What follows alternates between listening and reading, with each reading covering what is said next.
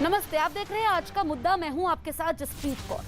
Corona cases कम हुए हैं, लेकिन खतरा अभी भी बना हुआ है। कोरोना अभी भी है। ऐसे में मास्क इस वक्त आपके लिए सुरक्षा कवच है। हम आपसे बार बार अपील कर रहे हैं कि आप मास्क पहनिए। इसको लेकर के हमने एक कैंपेन भी शुरू किया है, #मास्क पहनो इंडिया। आप मास्क पहनिए और एक जिम्मेदार नागरिक की भूमिका निभाइए। इस बीच बड़ी खबर जम्मू कश्मीर के पुलवामा से आ रही है। वहां आतंकवादियों ने बीजेपी नेता और त्राल में नगरपालिका के अध्यक्ष राकेश पंडिता की गोली मारकर हत्या कर दी। पुलिस के मुताबिक राकेश पंडिता अपने घर के पास ही किसी दोस्त से मिलने गए हुए थे, तभी आतंकवादियों ने उन पर हमला कर दिया। हमले में घायल राकेश को अस्पताल ले जाया गया, जहां उनकी मौत हो गई। पुलिस की तरफ से उन्हें सुरक्षा मिली हुई थी, लेकिन जिस वक्त हमला हुआ उस समय वो सुरक्षा कर्मियों को अपने साथ नहीं ले गए थे। हमले की जानकारी मिलते ही सुरक्षा कर्मियों ने पूरे इलाके को घेर लिया। हमला करने वाले आतंकवादियों की तलाश में वहां सर्च ऑपरेशन भी शुरू किया गया। इस बीच आतंकी संगठन जैश-ए-मोहम्मद ने राकेश पंडिता की हत्या की जिम्मेदारी ली है।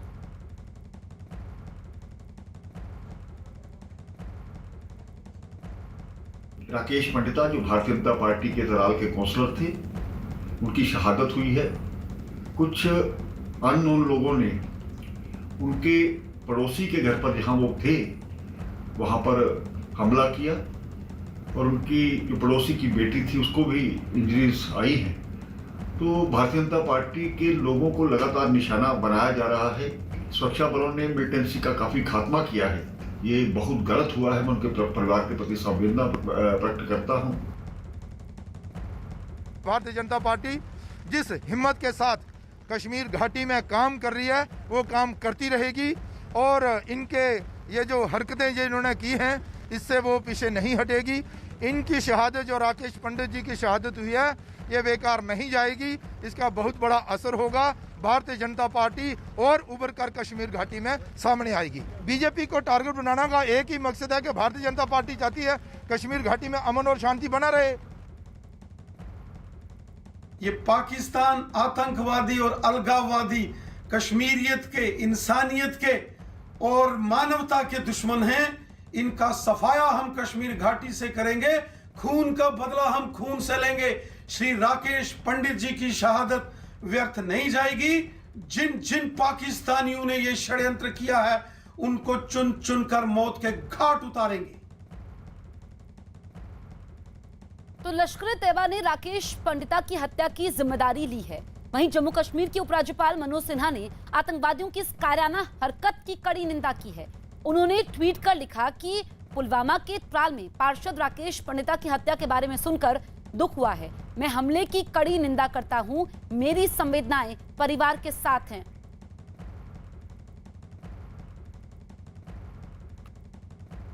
हमारे सहयोगी समीर भट्ट जम्मू से लाइव मौजूद हैं। समीर, लश्कर-ए-तैयबा ने हमले की जिम्मेदारी ली है, तो पहले भी क्या उनको धमकियां मिलती रही हैं? देखिए, मैं आपको बता दूं कि जो काउंसलर जीते थे, चाहे किसी भी पार्टी से, मैं बीजेपी का नहीं बोलूंगा, कांग्रेस से भी जीते, पीडीपी से भी जीते, बाकी नेशनल कॉन्फ्रेंस से जितने भी वहां पे जीते हैं, चाहे पंच हो, सरपंच हो, काउंसलर हो, बीडीसी जीडीसी मेंबरान हो, लगातार उनको धमकियां मिल रही है। और अगर आप देखें पिछले 2 साल की बात ही अगर करें तो बहुत सारे जो वहाँ पे सरपंच थे, पंच थे, पॉलिटिकल लोग थे, चाहे बीजेपी या किसी भी पार्टी से थे, उनको टारगेट किया गया, उनकी कई लोगों की हत्या की गई और कई लोगों को इंजर्ड किया गया। तो आज जो कड़ी है, जो आज एक कश्मीरी पंडित वहाँ पे म्यूनिसिपल काउंसलर बना था और फिर म्यूनिसिपल चेयरमैन बना था त्राल एरिया में, बहुत अच्छा काम कर रहे थे और भारी मुसीबतों के बावजूद, भारी डिफिकल्टीज के बावजूद भी वो वहाँ पे काम कर रहे थे। लेकिन जिस तरह उनकी कल हत्या कर दी गई, जाहिर तौर पर जो थ्रेट्स हैं वो हमेशा इनको ही नहीं, सिर्फ सारे जो लोग हैं वहाँ पे, जितने भी वर्कर हैं, पॉलिटिकल प्रोसेस को जो अपना रहे हैं, जो पॉलिटिकल प्रोसेस को चला रहे हैं, उनको थ्रेट्स मिल रही हैं लश्कर-ए-तैयबा की तरफ से, हिजबुल मुजाहिदीन की तरफ से, और जो वहाँ पे लोकल कुछ नए ग्रुप्स बने हैं उनकी तरफ से ज़्यादा। और आप देख सकते हैं, मैं इस वक्त यहाँ जम्मू में हूँ। आज सुबह इनको जो है उनको यहाँ पे इनकी बॉडी को लाया गया और अभी यहाँ पे फ्यूनरल चल रहा है। बारिश हो रही है, लेकिन इसके बावजूद भी आप देख सकते हैं कितने लोग यहाँ पे आए हैं। राकेश पंडिता, मैं आपको बता दूं, एक बहुत ही जज्बाती और बहुत ही दिलेर वर्कर थे बीजेपी की तरफ से, और वहाँ पे भारी थ्रेट्स के बावजूद भी वहाँ काम करते थे। वहाँ पे जो त्राल एरिया एक बैकवर्ड एरिया है, वहाँ पे वो अपनी फराइज को अंजाम दे रहे थे, अपनी ड्यूटीज़ को अंजाम दे रहे थे। और आप ये देख सकते हैं कि जिस तरह से यहाँ पे लोग उनको देखने के लिए आज आखिरी जो उनका फ्यूनरल चल रहा है उसमें देखने आए। खुद यहाँ पे आप देख सकते हैं बीजेपी के प्रेसिडेंट हैं रविंदर रैना, वो भी यहाँ पे आए हैं। इसके साथ साथ बाकी लोग भी यहाँ पे आए हैं। तो जाहिर तौर पर एक बहुत बड़ा लॉस है पार्टी के लिए और लोगों के लिए खासकर, क्योंकि मैंने आपको बताया वहाँ पे बहुत डेवलपमेंट काम कर रहे थे। मैं खुद रविंदर रैना से बात करूँगा, उनसे बात करेंगे। सर, क्या कहेंगे ये जो डेथ हुई है, जो कत्ल हुआ? राकेश पंडिता जी भारतीय जनता पार्टी के एक बड़े जांबाज कद्दावर हमारे वर्कर थे और उन्होंने हमेशा कश्मीर घाटी में तिरंगा झंडा बुलंद रखा। कश्मीर के त्राल जैसे एरिया से वो चुने हुए कारपोरेटर थे, वहाँ के म्युनिसिपल कमेटी के वो प्रेसिडेंट थे। उन्होंने हमेशा वादी कश्मीर में तिरंगे झंडे को बुलंद रखा। पाकिस्तान के कायर दहशतगर्दों ने रात के अंधेरे में छुपकर पीठ पर वार किया, हमला किया और उसमें राकेश पंडिता जी शहीद हो गए, अपनी जान गंवा बैठे।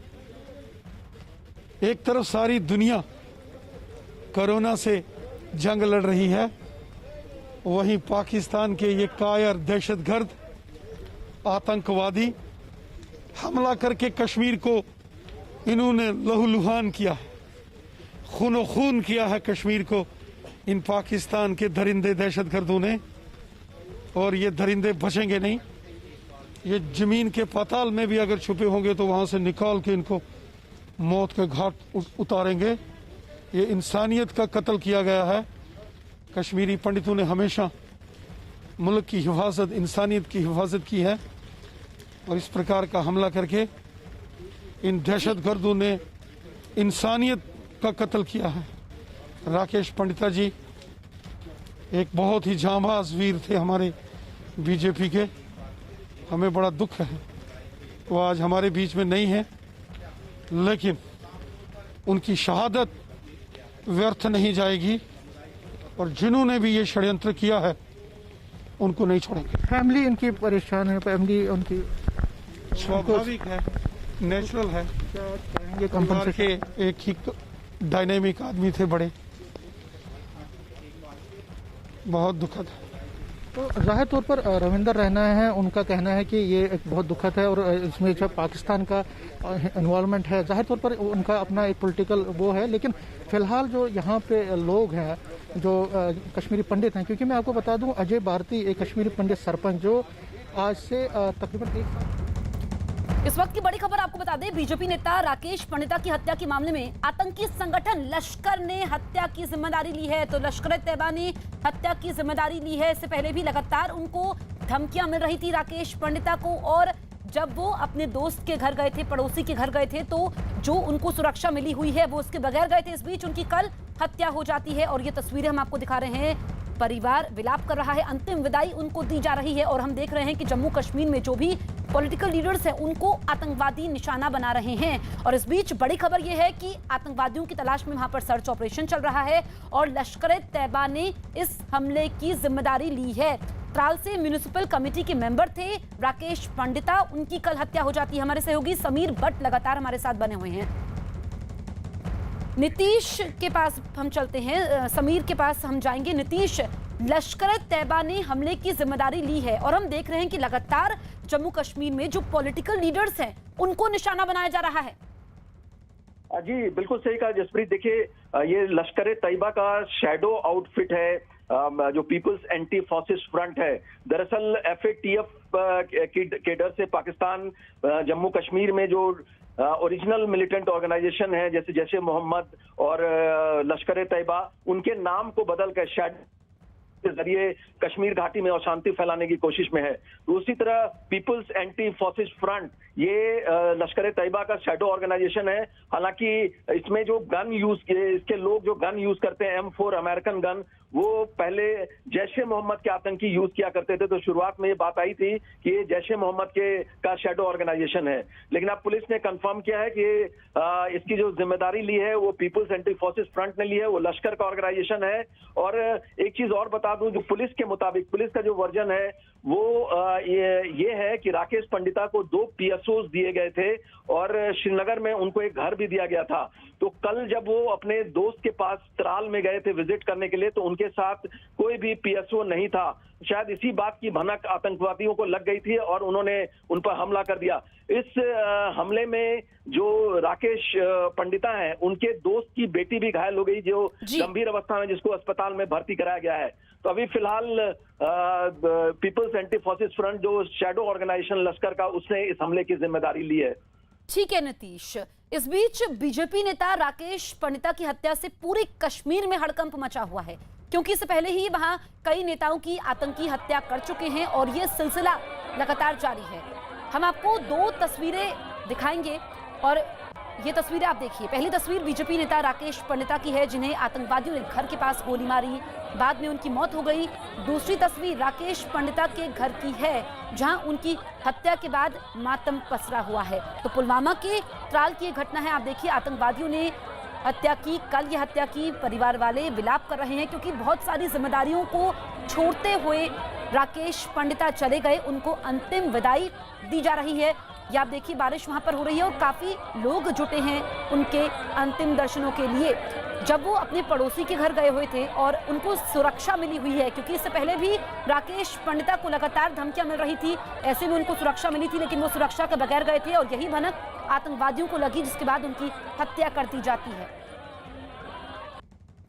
मैं सरकार से निवेदन कर रहा हूं, क्योंकि जख्म तो हम नहीं भर पाएंगे, लेकिन यहाँ के LG साहब से निवेदन कर रहा हूं, वो पर्सनली जाके इस फैमिली के साथ सद्बुद्धि करे और इनको ऐसा कोई इकोनॉमिक पैकेज दे, इनकी बेटी को कोई जॉब दे जिसमें ये फैमिली आगे चले।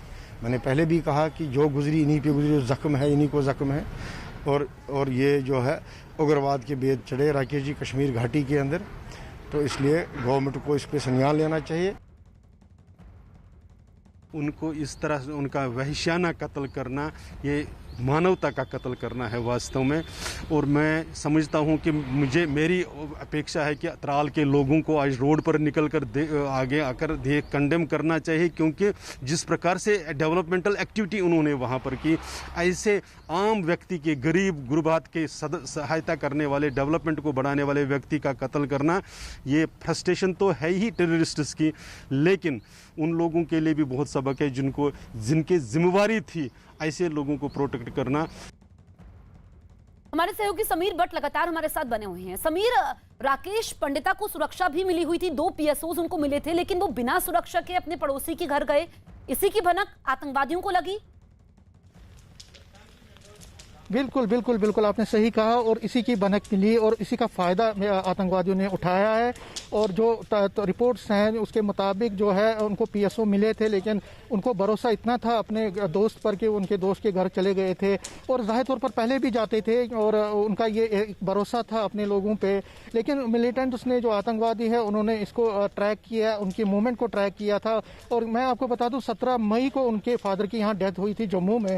उसके बाद वो यहाँ पे थे और कुछ 2-3 दिन पहले वो चले गए थे, और उनको होटल में कमरा एक मिला था श्रीनगर में, PSOs मिले थे, लेकिन उसके बावजूद उनको भरोसा इतना अपने लोगों पर था, क्योंकि वो वहाँ पे काम करते थे, डेवलपमेंट काम करवाते थे, और उसी का भरोसा था। लेकिन आतंकवादियों ने फिर एक साजिश रची और बहुत बड़ा वो एक जो है ये उनका कत्ल किया। मेरे साथ काउंसलर हैं वहाँ, जो अनंतनाग में काउंसलर हैं BJP के, राकेश कोल हैं, वो मेरे साथ जुड़े हुए हैं। वो भी वहाँ काम करते थे, उनके दोस्त थे। और मेरे साथ एक और BJP के जो साउथ कश्मीर में BJP के इंचार्ज हैं वो है। पहले राकेश से बात करूंगा। राकेश जी, क्या कहेंगे इस पर, जो आज आपके दोस्त की डेथ हुई? वो भी काउंसलर थे, आप भी थे। ग्राउंड जीरो पर हम काम कर रहे थे वहाँ पर, देश के लिए की। कश्मीरी पंडित ने सेक्रीफाइस दी, पहले भी, आज भी दी। मगर हम ये नहीं चाहते कि ऐसा हो जाए हम लोग उसके साथ। आज ये बदकिस्मती हमारी, आंखों में आंसू भी नहीं, कितनी सेक्रीफाइस देंगे। हमने शासन से कहा था, देखो हम भी शासन में ही है, मगर शासन क्यों इस वक्त कर रहे हैं। हमने कहा कि एक देखिए आपका सिक्योरिटी कह रहे हैं आप, उसको पीएसओ मिल गए, हमें भी मिले हैं, उसमें कोई कोताही नहीं है। अगर इसने साथ एक कॉन्फिडेंस थी इसको कि हम अपने इस ब्रिज को इकट्ठा करेंगे, मगर ट्रैक हो रहा था मिल्टन डोम की वजह से।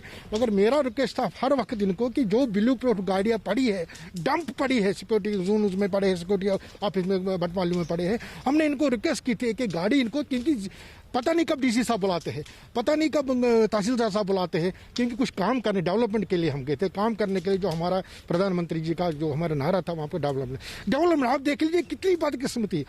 इसी यहीं पर इसके अपने बाप को इसने यहाँ पर चिता जलाई, और आज क्या 12 दिन के बाद ही वहाँ काम करने गया था, यही करने के लिए कि हम लोग एक राकेश पंडित आज खोलेंगे।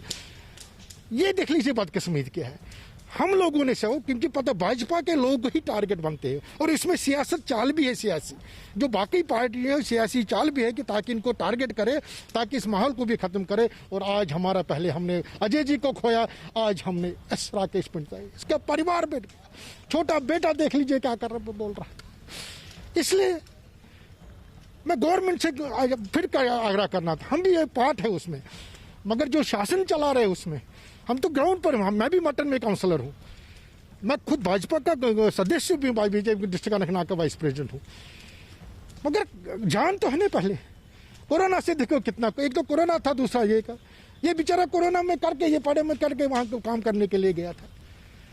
ये इसमें पूरी इंक्वायरी होनी चाहिए कि क्या बात हुई है, किनकी साजिश थी, किनको पता था, गवर्नमेंट वहाँ पर क्या कर रही थी उस टाइम। पीएसओ दिए थे, मैं नहीं कहा कि पीएसओ ने नहीं लिया, एक बदकिस्मत भी उसमें मैं कहूँगा, वो एक बदकिस्मत भी है। मगर ट्रैक करके ये सियासी, इसमें मुझे लग रहा है कि सियासी चाल भी है दूसरों की, जो भी वहाँ पर चल रहा है, जो इलेक्शन में प्रोसेस में आज हमने इसको खोया है। हमने कहा कि आंसू नहीं कल मेरा टारगेट होगा, हमारे संगठन मंत्री साहब बैठे, कल इनका टारगेट होगा। क्या इसीलिए हम बैठे, इसीलिए डेवलपमेंट करने के, इसलिए मेरी प्रार्थना से आपके माध्यम से गवर्नमेंट से प्रोवाइड कीजिए, जो काम कर रहा है वहाँ पर उनको बिल्कुल गाड़ियाँ कीजिए, सिक्योरिटी बढ़ाइए, उनको अकोमोडेशन के लिए। मगर आप देखिए कर कितनी लड़ाई हुई थी। क्या आपको पहले थ्रेट्स मिल रही है? आपको किसको थ्रेट नहीं है? पहले जो माइनॉरिटी कम्युनिटी वहाँ पर गई है इलेक्शन में, उनको पहले से थ्रेट था, और जो भी भाजपा के लोग थे, जो भाजपा संगठन से लोग थे, उनको पहले से ही थ्रेट है। और माइनॉरिटी जो वहाँ पर थी कश्मीर में, कश्मीरी पंडित की मैं बात कर रहा हूँ, क्योंकि हमने ही पहले 40 लोग यहाँ से, हमारा आदेश आया वहाँ से संगठन मंत्री जी का, ये गोल साहब का आया कि आपको इलेक्शन लड़ना है, देश के लिए हम फिर गए, कश्मीर को फिर एक जन्नत का बनाने के हमने पहल की। मगर हमने ये नहीं कहा कि हम एक नौजवान हम खोएंगे, जो काम करेगा उसी को खोएंगे। क्या जवाब मैं इसके बेटे को दूँ आज? क्या हम लोग जवाब देंगे? आज हमारे पास जवाब ही नहीं। अगर मैं, इसका बेटा मुझे कुछ कहेगा तो मैं क्या आंसर दूं? आज इसकी बारी मैंने, कल हम होंगे, क्योंकि मैं भी जा रहा था, मेरे संगठन मंत्री 4 दिन पहले यहाँ आए, वो भी जा रहा था। क्या सिक्योरिटी? संगठन मंत्री हम क्या सिक्योरिटी है इनके पास? कहाँ पता नहीं वहाँ पर क्या हो जाएगा। फैमिली में कोई नहीं रहा, क्या गवर्नमेंट से? मैं गवर्नमेंट से, देखो मैंने कहा कि हम part and parcel of the government. मेरी रिक्वेस्ट है गवर्नर साहब से, इनके बच्चे को देखना, इनकी फैमिली को देखो। 12 दिन याद रहता आदमी, 12 दिन के बाद कोई नहीं पूछता अजय पंडित। ठीक है समीर, आप बने रहिए हमारे साथ, लौटेंगे हम आपके पास। इस बीच बीजेपी नेता राकेश पंडिता की हत्या के बाद नेशनल कॉन्फ्रेंस के नेता उमर अब्दुल्ला ने ट्वीट कर दुख जाहिर किया। उन्होंने अपने ट्वीट में लिखा कि कश्मीर में चुनावी राजनीति में शामिल कई राजनेताओं की हत्या की गई है। बीजेपी पार्षद राकेश पंडिता का नाम भी उन्हीं नेताओं में शामिल हो गया है। मैं इस हमले की निंदा करता हूं और उनके परिवार के प्रति अपनी हार्दिक संवेदना व्यक्त करता हूं। उनकी आत्मा को शांति मिले। वहीं पीडीपी अध्यक्ष महबूबा मुफ्ती ने ट्राल में बीजेपी नेता की हत्या पर दुख जताया। उन्होंने ट्वीट किया कि यह सुनकर बहुत दुख हुआ कि बीजेपी नेता राकेश पंडिता की आतंकवादियों ने गोली मारकर हत्या कर दी है। इन हिंसक घटनाओं ने जम्मू कश्मीर को सिर्फ दुख ही पहुंचाया है। परिवार के प्रति मेरी संवेदनाएं। समीर भट्ट हमारे सहयोगी लगातार हमारे साथ बने हुए हैं। समीर, राकेश पंडिता की हत्या से परिवार तो विलाप कर ही रहा है, लेकिन तमाम राजनीतिक दल, चाहे फिर वो पीडीपी हो, नेशनल कॉन्फ्रेंस हो, ये भी इस घटना पर संवेदना प्रकट कर रहे हैं और हम देख रहे हैं कि इस तरह की घटनाएं काफी ज्यादा बढ़ गई हैं। बिल्कुल बिल्कुल, आपने सही कहा और ये मैंने पहले ही कहा आपको कि ये कोई इसको पॉलिटिकल नजरिए से तो देखना नहीं चाहिए। ये एक सिक्योरिटी का मसला है और एक पॉलिटिकल प्रोसेस में जो लोग शामिल होते हैं, चाहे वो बीजेपी के हो, नेशनल कॉन्फ्रेंस हो, पीडीपी हो, क्योंकि ये सभी मेन स्ट्रीम पार्टीज हैं। तो मेन स्ट्रीम पार्टीज के जो लोग अगर मारे जाते हैं तो जो मेन स्ट्रीम एलिमेंट्स है वहाँ पे, उनके लिए एक बहुत बड़ा वो धक्का है। तो जाहिर तौर पर जो आज हमने देखा, ये सिर्फ राकेश पंडिता की बात नहीं है, इससे पहले भी कई जो आतंकवादियों ने हमले किए हैं, जिसमें बीजेपी के हों, कांग्रेस के हों, नेशनल कॉन्फ्रेंस और कई लोग जो है उनको शहीद किया गया है। जाहिर तौर पर जो पाकिस्तान की एक चाल है और पाकिस्तान की जो एक साजिश है, वो कभी भी यहाँ जम्मू कश्मीर में मेन स्ट्रीम पॉलिटिक्स को ग्रो नहीं करने देना चाहता। वो कभी नहीं चाहता कि यहाँ पॉलिटिकल प्रोसेस चले, यहाँ पे जो लोग हैं अपनी पॉपुलर जो लोग रिप्रेजेंटेटिव्स हैं उनके जरिए अपने काम करवाए और जो ट्रस्ट है लोगों का और गवर्नमेंट का वो आगे और तेजी से बढ़े, उसमें और ज्यादा बढ़ोतरी हो। आप देख सकते हैं कि अभी गवर्नमेंट तो नहीं है, असेंबली इलेक्शंस यहाँ पे नहीं है, कोई गवर्नमेंट यहाँ चीफ मिनिस्टर तो नहीं है।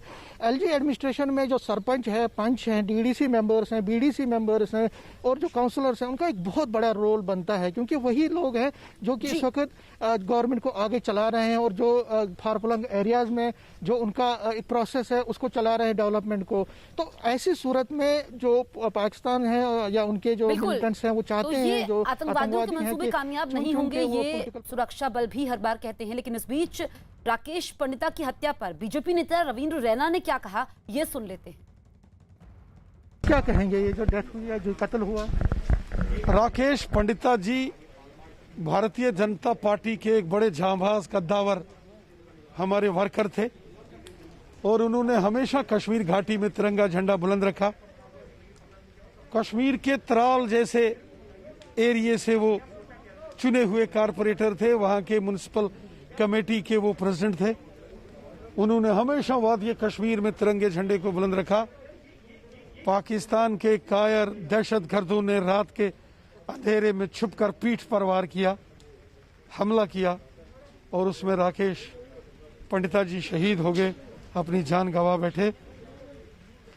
एक तरफ सारी दुनिया कोरोना से जंग लड़ रही है, वहीं पाकिस्तान के ये कायर दहशतगर्द आतंकवादी हमला करके कश्मीर को इन्होंने लहूलुहान किया है।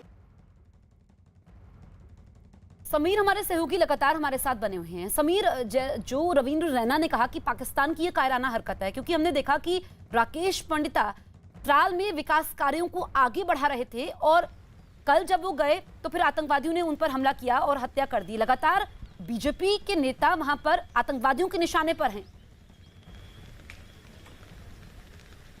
जी बिल्कुल बिल्कुल, बीजेपी के अगर आप देखें तो पिछले साल भी बांडीपुरा में जो उनके वहाँ पे प्रेसिडेंट थे, डिस्ट्रिक्ट प्रेसिडेंट थे, उनकी डेथ, उनको हत्या की गई। अनंतनाग और कुलगाम हो, त्राल हो, पुलवामा हो, या कई जगहों पे हमने देखा पिछले 2-2.5-3 साल में लगातार बीजेपी के जो वर्कर्स हैं, बीजेपी के जो लीडरान हैं, पंच हैं, सरपंच हैं या उनके काउंसलर हैं, उन पे लगातार हमले हो रहे हैं। और वहाँ पे जो एक साजिश रची गई है पाकिस्तान की तरफ से, उनके जो आतंकवादी है उनकी एक कोशिश है, मैंने जिस तरह कहा कि जो एक पॉलिटिकल प्रोसेस है उनको डिरेल करना है।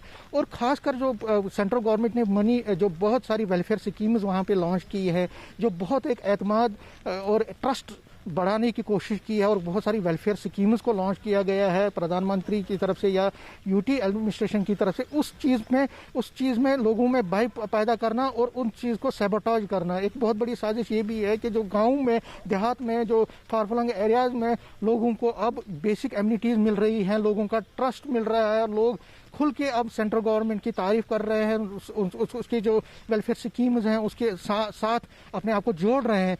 तो जाहिर तौर पर जो आतंकवादी हैं उनको कभी ये पसंद नहीं है और कभी भी वो नहीं चाहेंगे कि इस तरह की जो लोगों में जो ट्रस्ट बढ़े। मैं आपको एक और जो हमारे साथ हैं वीर जी हैं, ये बेसिकली अनंतनाग में काम करते हैं पिछले कई सालों से, तकरीबन 10-12 साल से ये बीजेपी के लिए वहाँ काम करते हैं साउथ कश्मीर में। और इसी साउथ कश्मीर में त्राल एक एरिया जहाँ पे आज कल शाम को राकेश पंडिता की हत्या हुई है। इनसे हम जानेंगे वीर जी कितना मुश्किल है और क्यों ये हत्याएं बीजेपी के वर्कर्स में हो रही है। देखिए, हम सबको ये समझना चाहिए कि बीजेपी एक नेशनलिस्ट पार्टी है और नेशनलिस्ट पार्टी के पीछे आतंकवादी तो लगे ही लगे हैं और बीजेपी कहीं कंप्रोमाइज नहीं करती है नेशनलिज्म के नाम पर।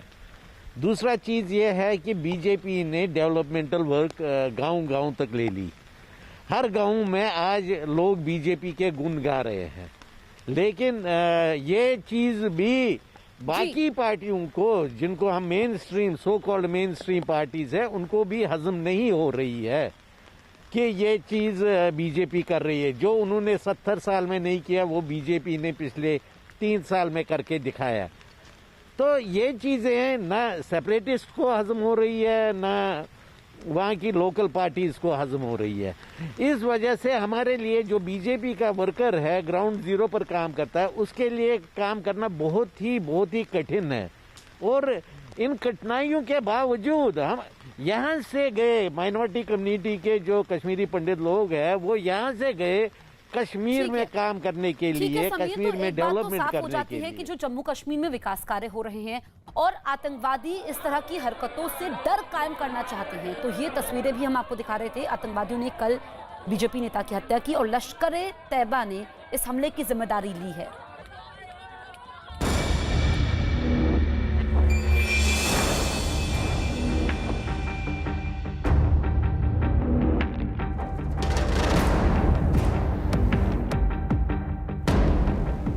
नुकसान दे रहा है, यह वजह से ना लगवाया, ना कोई आयो। लोगों ने कुछ गलत अफवाहें डाल रखी हैं कि इसके लगवाने से 2 महीना में लोग मर जाएंगे।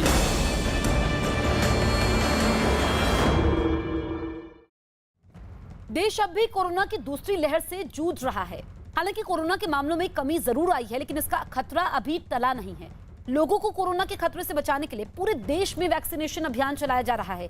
हर किसी से अपनी बारी आने पर टीका लगवाने की अपील की जा रही है। स्वास्थ्य विभाग की टीमें गांव-गांव जाकर लोगों को कोरोना वैक्सीन लगवा रही है, लेकिन कई ऐसे राज्य हैं जहां के गांवों में रहने वाले कोरोना वैक्सीन लेने से दूर भाग रहे हैं।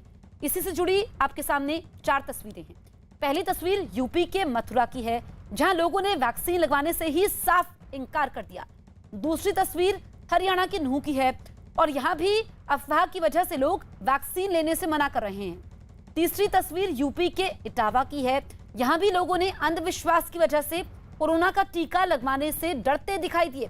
चौथी तस्वीर बिहार की दानापुर की है, जहां स्वास्थ्य कर्मियों के लाख समझाने के बाद भी लोग वैक्सीन लगवाने के लिए तैयार नहीं हो रहे हैं।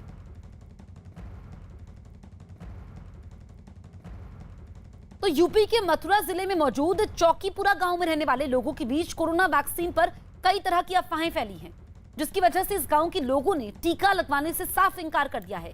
इस गांव की आबादी करीब 1800 है। कुछ दिन पहले इस गांव में वैक्सीन लगवाने के लिए स्वास्थ्य विभाग की एक टीम पहुंची, लेकिन वहां सिर्फ 10 लोगों ने ही वैक्सीन लगवाई। न्यूज 18 की टीम इस गांव में पहुंची और उनसे कारण पूछा तो वहां के लोग अजीबोगरीब बहाना बनाते नजर आए। किसी ने वैक्सीन को नकली बताया तो किसी ने वैक्सीन की वजह से लोगों की मौत होने का दावा किया।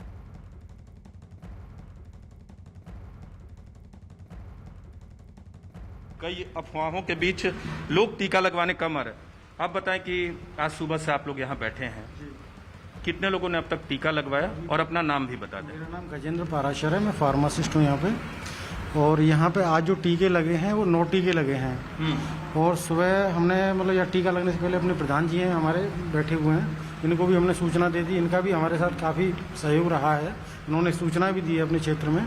लेकिन अभी तक हमने भी पुराने जो लोग हैं फरवरी में टीके लगवाएं, तो सेकंड डोज के लिए हमने फ़ोन किया है कई बार। लोगों को एक ऐसा डर बैठा हुआ है कि कोविड का टीका लगवाने के बाद में कोई गारंटी दो कि हम कुछ होगा नहीं, कोई परेशानी खड़ी नहीं हो गई, तो ऐसी मतलब उसमें डर बैठा हुआ लोगों के अंदर। और लोग प्रधान जी, ऐसी बात है कि लोगों में दूसरे टीके को लेकर डर बैठा हुआ है। अब लोग टीका लगवाने कम आ रहे, क्योंकि फरवरी में जब दिया जा रहा था तो बहुत लोगों ने लगवाया, लेकिन दूसरे टीके में ऐसी बात क्यों है? हमारी ग्राम पंचायत से बहुत लोग टीका लगवाने के लिए आए हैं। अब कभी 1.5 महीने का समय, 45 दिन का समय दिया है, तो जब 45 दिन पूरे हो जाएंगे, तो 3 महीने हो गए। हाँ, 3 हो गए, तो 45 दिन थे, तो 45 दिन पूरे हो जाएंगे जब ही तो आएंगे। अब किसी के 45 दिन पूरे हो गए वो आ रहे हैं, ऐसा कोई डर नहीं है। सब लोगों ने टीका लगवाया है, स्वयं मैंने भी लगवाया है। चौकीपुरा के एक चौराहे पे इस वक्त हम लोग मौजूद हैं और चौकीपुरा में देख रहे हैं कि किन लोगों ने वैक्सीन लगवाया और ज्यादातर लोगों ने वैक्सीन नहीं लगवाया। जब यहाँ टीम पहुंची थी टीकाकरण वाली, हमारे साथ दारा सिंह हैं जो गांव के प्रधान हैं, और आपका नाम? प्रताप सिंह है। प्रताप सिंह जी हैं जिन्होंने वैक्सीन लगवाया है, लेकिन गांव के प्रधान ने ही वैक्सीन नहीं लगवाया है। क्यों नहीं लगवाया, बातचीत करते हैं। आप तो गांव के प्रधान हैं, आपकी जिम्मेदारी है कि लोगों को वैक्सीन लगे, लेकिन आप तो खुद कह रहे हैं कि वैक्सीन पे विश्वास नहीं है। क्यों? यूँ विश्वास ना है। हमारे यहाँ ओल में श्री चंद्र को नातिन लगवाई और तीसरे दिन मर गो, बिल्कुल स्वस्थ वैसे। यूँ लोग और डर रहे हैं। 2-3 लगवाई और 2-3 खत्म है। नहीं तो ये प्रमाण है, स्वास्थ्य अधिकारी की तरफ से कोई प्रमाण आया है? ऐसे भी हो सकता है कोरोना चल रहा था, कोरोना से डेथ हो गई। बिल्कुल स्वस्थ, कोई दिक्कत नहीं। 3 दिन में खत्म है वो, तीसरे दिन ही यूँ लगवा रहे बैग उसको लोगों में। गांव के लोगों ने कुछ कहा कि असली वैक्सीन नहीं है, ओरिजिनल नहीं है, इसलिए भी नहीं लगवा रहे। असली नकली था कोई ना पहचान, कई लोगों ने बैग उसको है वो। आपकी तो उम्र है, आपको तो लगवाना चाहिए था, क्यों नहीं लगवाए? अरे स्वस्थ आदमी क्यों लगवावे साहब? हम तो गिलोय को क्वाथ पी लें अपने, आयुर्वेदिक दवाई ले लें फिर ये आप लोग कोई परेशान ना है। आप लोगों ने भी नहीं लगवाया? क्यों नहीं लगवाया? डर की वजह से हमने ना लगवाया। जब क्या डर है आपको? अरे वो मर गो ना बनिया, हमने ना लगवाया। आपने क्यों नहीं लगवाया? भाई ओल में 3 आदमी मर गए यार वैक्सीन से। हमारे साथ हमारे सहयोगी नीरज कुमार यूपी के मथुरा से लाइव मौजूद हैं। नीरज, आपने लोगों से बातचीत भी की है, लेकिन अभी भी लोगों में विश्वास की कमी है टीका लगवाने को लेकर।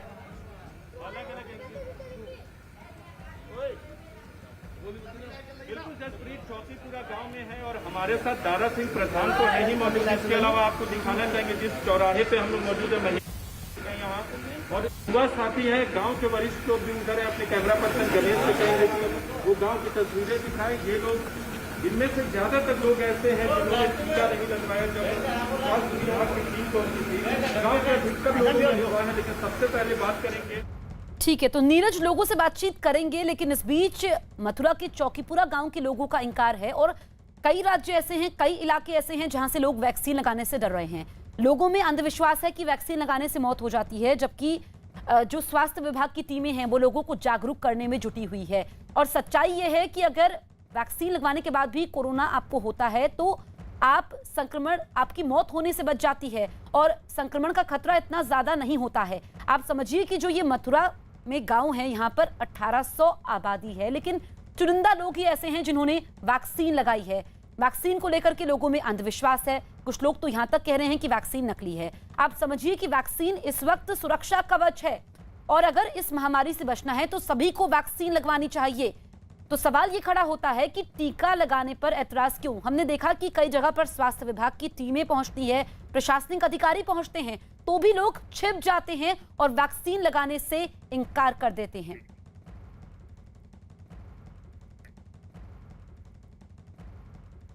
मुंबई की बात कर लेते हैं। मुंबई में कोरोना वैक्सीन की भारी किल्लत की बात सामने आ रही है। मुंबई में आज सभी वैक्सीनेशन सेंटर बंद हैं। बताया गया कि वैक्सीन की कमी की वजह से सभी सेंटर बंद किए गए हैं। मुंबई में कांदिवली वैक्सीनेशन सेंटर पर पहुंचे लोग वैक्सीन नहीं लगने से खफा दिखे।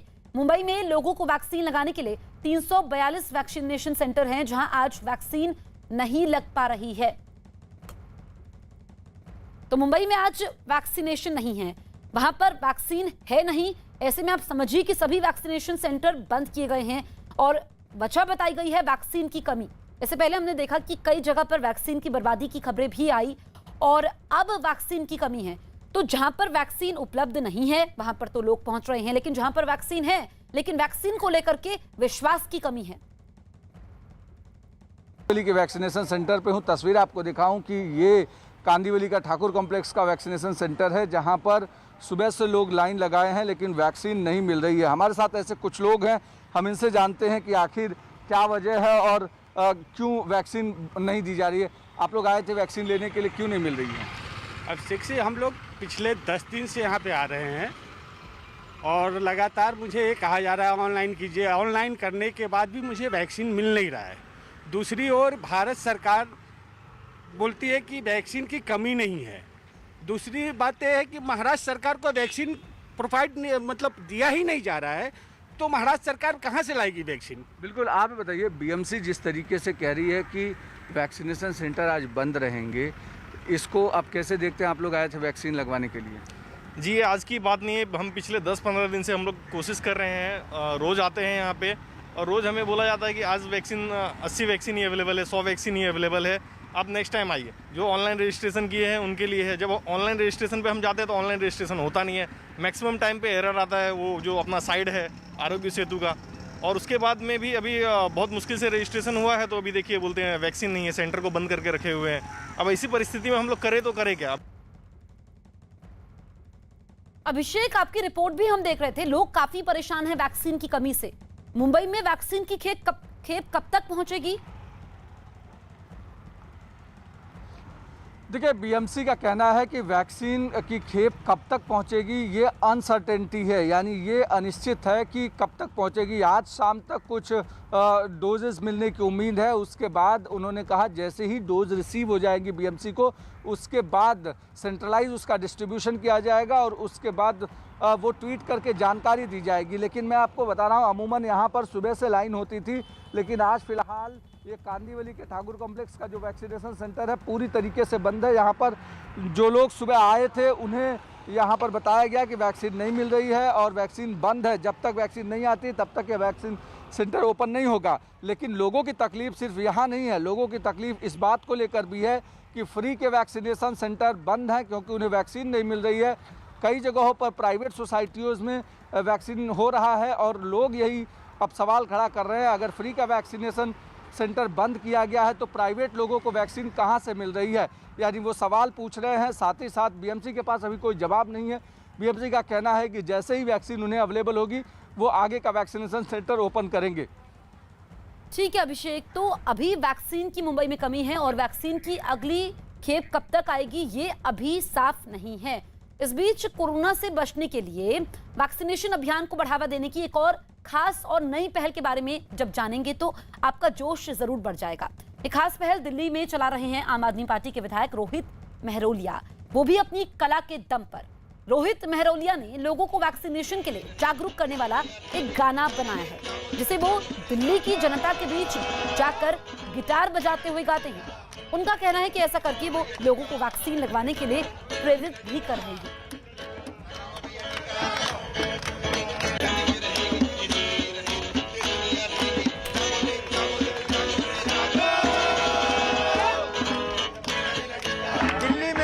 वैक्सीनेशन ड्राइव चल रही है और उसी में जागरूकता लाने के लिए एक अनोखा तरीका रोहित मेहरोलिया और उनकी टीम ने निकाला है। देखिए, खुद गिटार बजा रहे हैं और यहाँ ड्रम है, स्पीकर है। क्या संदेश लेकर, किस गीत की पैरोडी बनाकर ये लोगों में जागरूकता फैला रहे हैं वो सुनवाते हैं। पहले आपको फिर इससे बात करें। कोरोना को जड़ से है मिटाना, अफवाहों पे तुम मत जाना, कोरोना को है जड़ से मिटाना। बहाना बनाया तो मुश्किल बढ़ेगी, जो मुश्किल बढ़ी तो जिंदगी घटेगी। जागो रे जागो रे जागो रे जागो, टीना मिना टीका लगा दो भैया टीका, टीना मिना टीका लगाओ भैया टीका। देखिए, ये इस गीत की जड़ में जो संदेश है वो ये है कि अफवाहों पर ध्यान न दें और आप वैक्सीन लगवाएं। हमारे सहयोगी जावेद लाइव मौजूद है। जावेद, ये जो तरीका है ये लोगों को जागरूक भी कर रहा है और जोश भी बढ़ा रहा है। देखिए, बिल्कुल जिस तरह से वैक्सीनेशन की ड्राइव दिल्ली में चल रही है, रोहित मेहरोलिया हैं अपनी टीम के साथ। इसी तरीके से वो नुक्कड़ पर, गली मोहल्ले में इसी तरीके से वो लोगों को जागरूक कर रहे हैं। गिटार बहुत अच्छा चलाते हैं, ये प्रोफेशनल गिटारिस्ट रहे, म्यूजिशियन रहे, बाकायदा पूरी टीम इनके साथ है। देखिए, यहाँ पर ड्रम है और ये जरा क्या कहते हैं अब वो आपको सुनवाते हैं। बोल क्या है? टीना मिना टीका लगाओ भाई टीका, टीना मिना टीका लगाओ भाई टीका।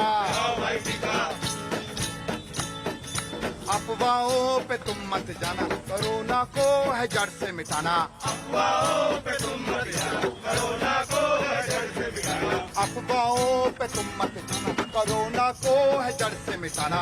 अफवाहों पे तुम मत जाना, कोरोना को है जड़ से मिटाना। बहाना बनाया न जिंदगी रहेगी, न जिंदगी रहेगी तो मुश्किल बढ़ेगी। जागो रे जागो रे जागो रे जागो। हरियाणा की नूह की बात कर लेते हैं। यहाँ पर भी कोरोना वैक्सीन को लेकर ऐसी अफवाह फैली कि वहां एक समुदाय के लोगों ने वैक्सीन लगवाने से ही इनकार कर दिया। हालत यह है कि एक वैक्सीन केंद्र पर पिछले 3 दिनों में एक भी आदमी टीका लगवाने नहीं पहुंचा। लोगों को टीकाकरण के लिए तैयार करने में प्रशासन ने मुस्लिम धर्मगुरुओं की मदद ली है। कई धर्मगुरुओं को यह जिम्मेदारी सौंपी गई है कि वो लोगों को समझाएं कि कोरोना के खिलाफ लड़ाई में वैक्सीन की कितनी अहमियत है।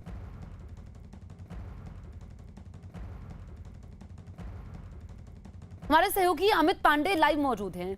अमित, 3 दिन में एक भी शख्स नहीं पहुंचा है टीकाकरण के लिए, तो वहां पर लोग क्यों नहीं मान रहे हैं और उनको जागरूक करने की क्या कोशिशें हो रही हैं? देखिए, इस वक्त हम नगीना इलाके में मौजूद हैं और यहाँ पर लोगों के भीतर जो मास्क लगाने को लेकर है या कोरोना वायरस से प्रोटोकॉल पालन करने का जो जज्बा है वो फिलहाल यहाँ पर कम नज़र आ रहा है। हमें ये तस्वीरें दिखती रही हैं कि मास्क लोग नहीं लगा रहे। भैया, क्यों नहीं लगा रहे मास्क? अच्छा, ये बताइए, टीका लगा लिया? टीका लगवा लिया? टीका लगवा लिया। कुछ लोग हैं जिन्होंने टीका लगवाया और इसी तरीके से हमने कल भी रिपोर्टिंग की थी। हमने लोगों से पूछा था तो लोगों के पास मुकम्मल जवाब नहीं था। बेटा, मास्क कहाँ है? घर रहेगा जी। क्यों? लगा लेंगे। तो बाजार में हो, मास्क पहन कर आना चाहिए था। आपने टीका लगवा लिया? लगवा लिया जी, लगवा लिया। कुछ लोगों का कहना है लगवा लिया और कुछ हमें ऐसे बिना मास्क के चेहरे दिख जा रहे हैं। ग्रामीण इलाके और भी जहां हम जाते हैं वहां लोग टीका नहीं लगवा रहे और अलग अलग वजह इसकी बता रहे हैं। और एक और चीज़ मैं आपको बता दूं कि ये नूह इलाका हरियाणा के सबसे पिछड़े इलाकों में से एक है और यहाँ पर जो टीकाकरण की दर है वह भी सबसे कम में से एक है। तो यहाँ पर फिलहाल इस दिक्कत से उबरने के लिए स्वास्थ्य कर्मियों ने, प्रशासन ने धर्मगुरुओं का सहारा लिया है। ठीक है, तो यहाँ पर लोगों को जागरूक करने की कोशिशें हो रही हैं। इस बीच कोरोना संकट के बीच रिलायंस इंडस्ट्रीज ने अपने कर्मचारियों और उनके परिवारों की मदद के लिए बड़ा ऐलान किया है। रिलायंस इंडस्ट्रीज के चेयरमैन मुकेश अंबानी और रिलायंस फाउंडेशन की चेयरपर्सन नीता अंबानी ने एक चिट्ठी लिखकर Reliance family support and welfare scheme का ऐलान किया है। इसमें सबसे बड़ा ऐलान यह है कि कोरोना महामारी की वजह से रिलायंस इंडस्ट्रीज के जिन कर्मचारियों ने अपनी जान गंवाई, उनके नॉमिनी को अगले 5 साल तक हर महीने उतनी राशि दी जाएगी जितनी उस कर्मचारी को आखिरी बार वेतन के तौर पर मिली थी। यानी अगले 5 साल तक मृतक कर्मचारी की नॉमिनी को कंपनी की तरफ से पूरा वेतन दिया जाएगा। इसके अलावा कंपनी जान गंवाने वाले कर्मचारियों के बच्चों की ग्रेजुएशन तक की पढ़ाई के लिए ट्यूशन फीस, हॉस्टल की सुविधा और किताबों का पूरा खर्च भी देगी। साथ ही जब तक बच्चे ग्रेजुएशन नहीं कर लेते तब तक पूरे परिवार के मेडिकल इंश्योरेंस का जिम्मा कंपनी ही उठाएगी। यानी अगर इस बीच किसी की तबीयत खराब हुई तो अस्पताल का खर्च भी कंपनी उठाएगी। इतना ही नहीं, रिलायंस इंडस्ट्रीज ने अपने कर्मचारियों के लिए कोविड लीव का भी ऐलान किया है, जिसके तहत जिन कर्मचारियों को कोरोना हुआ है या फिर उनके परिवार में किसी को कोरोना हुआ है तो वो कोविड लीव ले सकते हैं ताकि वो खुद का और अपने परिवार का सही तरीके से ध्यान रख सके। इतना ही नहीं, रिलायंस फाउंडेशन ने आरआईएल के उन कर्मचारियों की मौत पर भी 10 लाख रुपए की आर्थिक मदद का ऐलान किया है जो कि किसी और कंपनी के पेरोल पर काम करते हैं।